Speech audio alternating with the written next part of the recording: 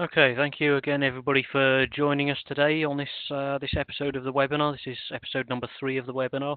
I think we've got pretty much everyone in just now. I'd rather get cracking and cover the topic. If anybody does join late, or if you need to refer anyone to this webinar, it should be available on our YouTube channel quite soon afterwards, and we will, of course, send a recording out to those who couldn't make it as well. So this is the first series that we've had of these webinars, some different topics we've got listed here. If you have any questions during the webinar or if anything occurs to you afterwards, please just let us know at info@cadituk.com, as at the bottom there. That email address will be at the end of the deck as well. So the intention of this kind of new way of doing these webinars is that rather than doing a kind of intensive hour where we revisit similar topics every time we do a webinar, we're breaking this down into chunks, and the intention is to show you mainly product rather than any sort of slide decks or anything like that. I think the products speak for themselves in many ways, so it's best to just cut straight to the chase and show you what's going on with that. So the previous 2 episodes that we've had was the overview of Cortona3D RapidAuthor, which is the tool we're covering in this series. And then we delved a little bit deeper in the second episode into the real topic of this webinar series, which is parts catalog creation. So we showed the authoring and the general publishing process that we follow in sort of real time, here's how we create content. The purpose of today's webinar then is to show you the content delivery portal, and how this information that you've authored in Cortona can be made available through that portal. And of course, there are other formats of content you can make available in this user portal as well. So as I say, any questions, please just drop an email. I'll try and cover as much as I can of the basics here. But of course, if you need some additional information, we can go into greater detail with this on a WebEx or on a site visit or whatever. So really the purpose of discussing a portal in the first place is that you will have some documentation, whether it's parts catalog, service manuals or whatever, that you need to get effectively from your authoring resource, from your authoring team to the end technician. Now, how do you do that?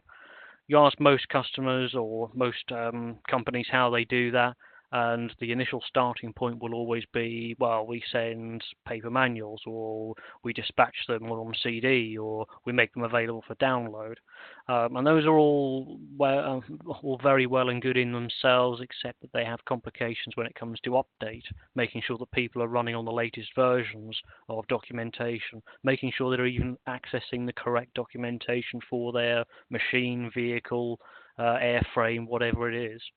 So really what we want to do is, we've already seen taking components from our CAD source, processing these in Cortona to produce documentation. In the case of this series, again, this is parts catalog, but it could be anything. And we may also have legacy documentation. So there may be old documents that we want to make available to users as well. We wouldn't necessarily want to re-author everything from scratch. Some of that legacy or 2D documentation needs to find its way to the technician as well. And we do that by having the interactive electronic technical portal, the IETP, sat here as the hub that information sits in. And this is the one-stop shop for the technicians. And the critical things are that technical portal, it's great because it is that central point that your global technical workforce can access to get the current version of the truth. But it needs to be easy to navigate. There's no good it being there if it's a swine to navigate, if it's difficult to access the right documentation, and if it doesn't allow suitable feedback of information, because this is a prime opportunity to collect information on what the technicians are doing, what assemblies they're working on, what they're accessing, and how they're behaving on the portal. And of course, it's important that, while we're discussing parts information here, and that's a critical part of that portal, it's not the only documentation that you'd want to present on that. You'd also want to present things like service and repair information, panel repairs, wiring information, whatever it is. We want to present all that information on there, so it is that one-stop shop. The portal that we'll show you, and I'll give you a quick demo of that in just 2 seconds. The portal does possess a parts request ordering process as well, whether that's an e-commerce functionality so that you can actually click to order from the portal, or so that you can build RFQs, request processes, so you can put an order list together, submit that, and that can then be put through a separate ordering process, a financial payment process. And critically as well, like I said, information collection and feedback is a pretty critical part of this as well. If I'm a technician in the field working through something, you may want to know what type of shim or what torque values I've applied to certain bolts. That can be collected in the portal. It may also be important if I have a problem that there's an easy communication process available in that portal as well. So these are all critical considerations when it comes to technical portals.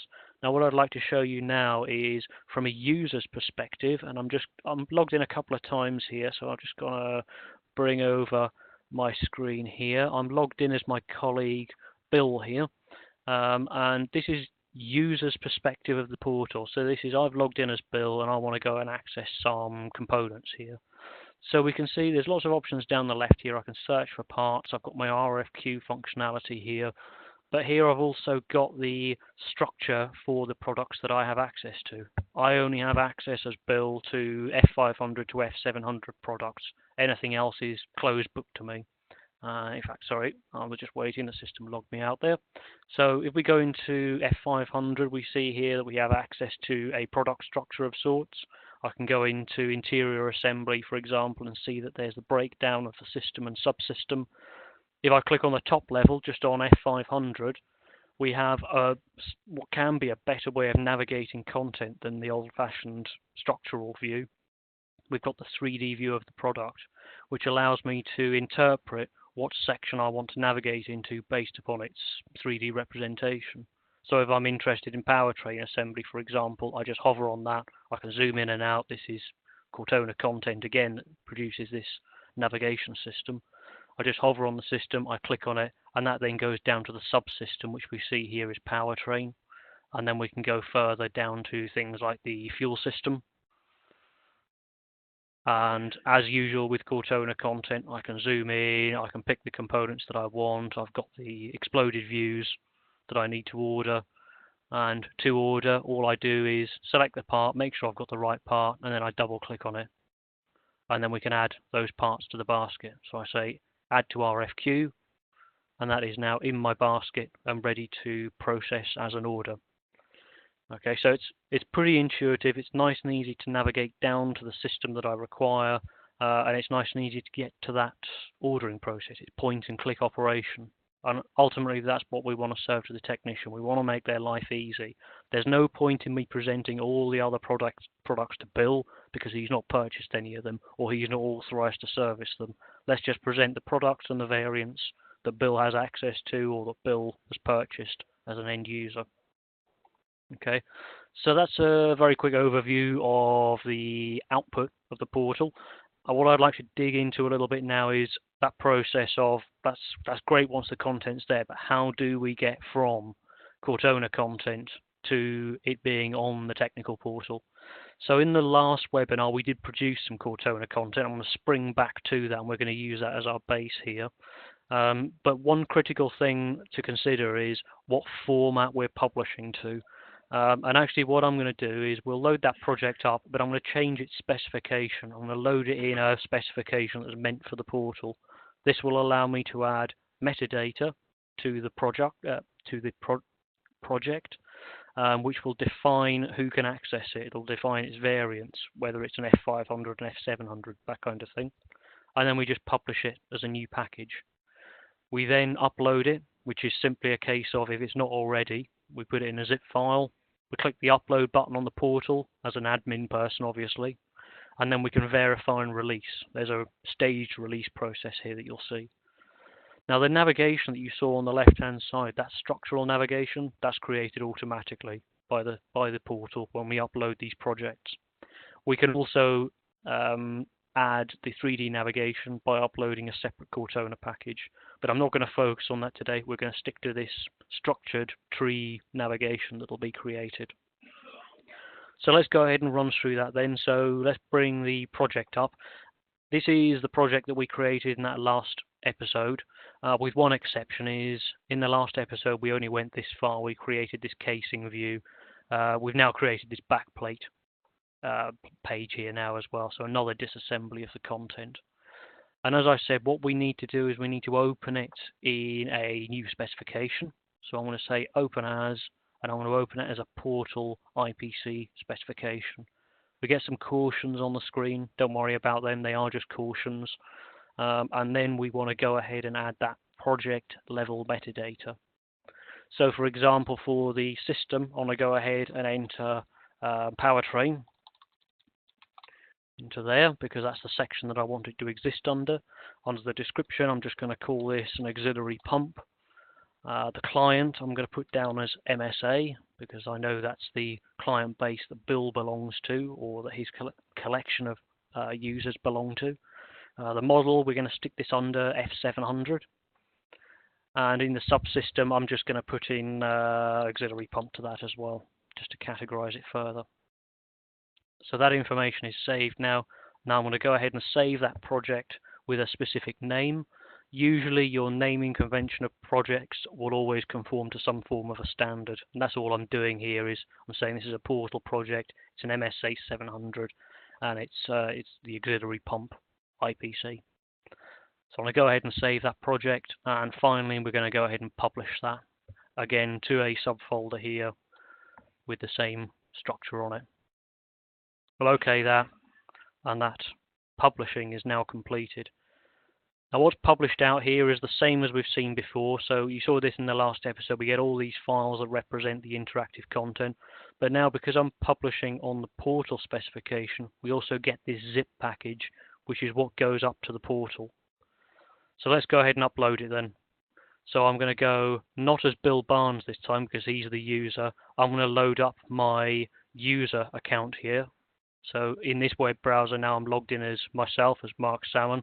You can see now that I have access to a lot more projects. These are all of the projects in here. So I need to go ahead and upload the pump data into this powertrain section.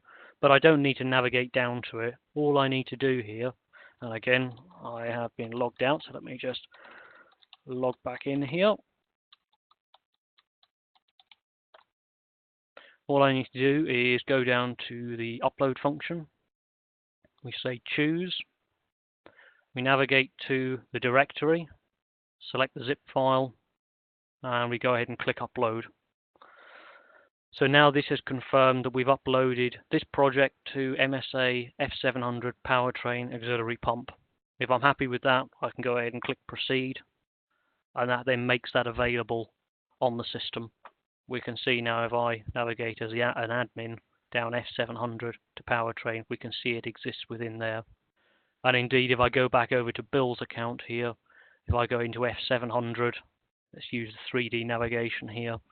Since that's available, we'll go again down to powertrain assembly, and then we'll go down to the auxiliary pump section. You can already see on the left-hand side there, auxiliary pump, and indeed on the 3D here, we have the representation in 3D of that auxiliary pump and where it sits within the system.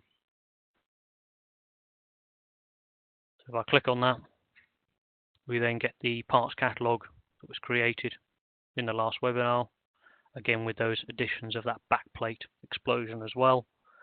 And if we double click on parts, they are added to my basket, to my RFQ.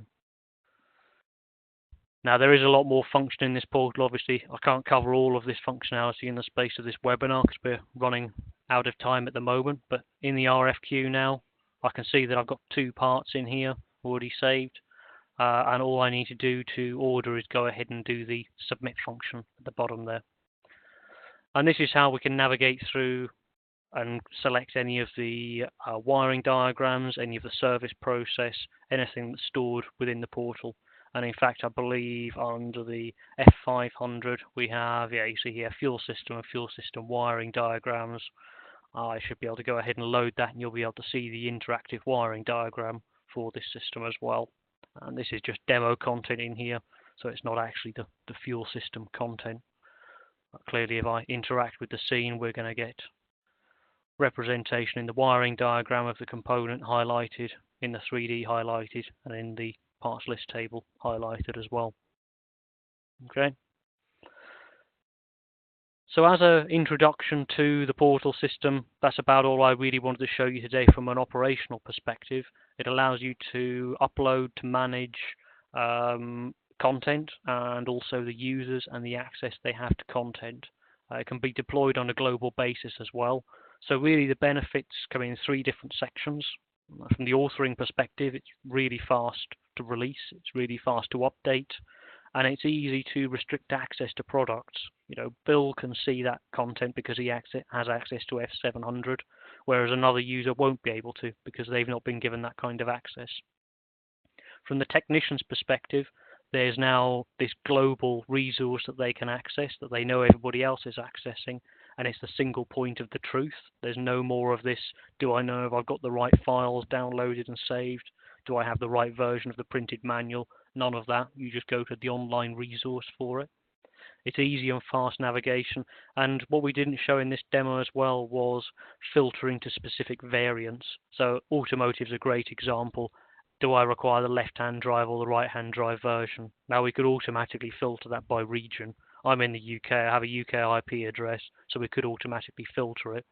Or there could be an entry of a VIN number that does the same thing, or a serial number that does the same thing. Filters out those variants that you don't need to see as an end user. And really, overall, the purpose of the technical portal is to reduce costs to business and increase revenue. And we do this by reducing the parts ordering issues that might occur, reduce the errors in service and repair by delivering accurate documentation, and overall reducing downtime. And customers to an end customer, an end user of the product, that's all that matters, is reducing downtime. It almost doesn't matter if something does go down. It's just a case of how long it's down for and how much of a business cost that is. So anything we can do to alleviate that, the better. Okay, so that's about all I wanted to show today. So thanks again for joining us. If there are any questions again, please just do drop them to info@cadituk.com. Be more than happy to give any of you a bit of a closer demonstration, a bit more information about this portal system and how it can work for you. The next episode, which is due on the 14th of February, is going to cover the engineering update process. So we're going to look back to that original data, and we're going to look at what happens when the data changes. How do we push that update through to Cortona? How do we push that through to the portal? And how do we update everything? What's the best process there? Please check out our YouTube channel where all the episodes are, and we look forward to seeing you again in the next episode. Thank you very much again. Bye for now.